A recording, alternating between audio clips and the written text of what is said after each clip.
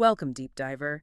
Today, we're taking a deep dive into something pretty fascinating. Hmm. How our most intense emotions, the really raw stuff, can actually become this, well, powerful force for us. That's right. And we're drawing heavily from Leo Skepi's work today, Yeah. specifically his ideas around turn pain into power. Exactly. And the mission here really is to kind of reframe how we think about these emotions.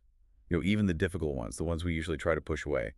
How can we actually channel that energy? Yeah, how do we make it work for us instead of against us? And we've got a really compelling example coming up from music history, a huge album that came directly out of some serious emotional chaos. You'll see how it connects. Oh, yeah, that's a great case study for this. So let's first tackle this common idea. The one that says you need to feel good to get good. Like, you can only be productive or creative if you're already in a positive headspace. Skepi pushes back on that, right? Oh, absolutely. That's Yeah. like central to his whole point. He Yeah. basically says, look, you can feel bad and still do good and get good. Mm-hmm. The feeling itself, whether it's anger or sadness or whatever, isn't the roadblock. Okay, so it's not the emotion itself.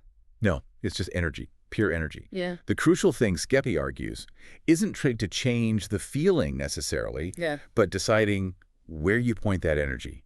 Where does it go? Where you channel it. Exactly. Think about any intense emotion, grief, frustration, even intense passion, it has a charge. If you channel that into creating something, well, that's inherently positive, isn't it? It's constructive. Right. You're taking that internal buzz, that intensity, and giving it an outlet, Yeah. building something with it. Skepi suggests that intensity can actually be the fuel for focus, for drive. That totally clicks because I think we've all seen the other side, maybe even done it ourselves, where that same intense energy, if it's not channeled, it just kind of explodes outwards and it ends up destroying something, a relationship, maybe a project you cared about, or just, your own sense of calm.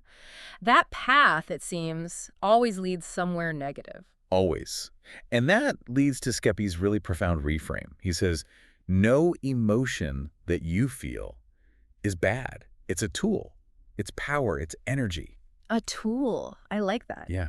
It's not just poetic language. Think neurochemically, emotions drive action. They motivate us. So if we see them as resources, as potential energy, we can actually choose to direct them constructively. It's about taking ownership of that inner force rather than being, swept away by it. Okay, so this brings us perfectly to that music example we mentioned, Fleetwood Mac, specifically the album Rumors. Ah, yes, rumors. The source material highlights this. The band members were going through absolute chaos personally, breakups within the band, betrayals, like really intense stuff. But they were basically, as the source says, forced to use their energy into creating the album. Right. Stuck together, all that raw emotion swirling around them. Exactly. A pressure cooker. And look what happened. They didn't just make an album. They made something truly amazing. Rumors was massive, critically acclaimed, still beloved today. It's almost a textbook example of Skepi's idea. It really is. All that turmoil, that pain, it got poured directly into the music, into the lyrics, into the performances. It demonstrates that incredible creative power can come directly from those really difficult emotional states if that energy gets channeled. It just shows the power of that channeling, doesn't it? Even when their personal lives were, well, a mess, that potent emotional energy got focused, harnessed, maybe unconsciously, maybe deliberately. And the result was just groundbreaking. It proves you don't need to feel happy-go-lucky to create something incredible. It's about what you do with whatever you're feeling. So wrapping this up, the big takeaway from Leo Skepi here is pretty clear. Yeah. Emotions themselves, Yeah. they're not good or bad. Think of them as raw power sources, neutral energy. It's how you use them. Precisely. Their quality, positive or negative, comes entirely down to your choice. Where do you direct that energy? Are you building or breaking? It's about conscious direction. So thinking about all this, here's something for you, our listener, to maybe reflect on. What emotional energy might you be holding on to right now? Maybe it's something intense you haven't quite known what to do with. And how could you perhaps consciously channel that energy into creating something positive or productive in your own life?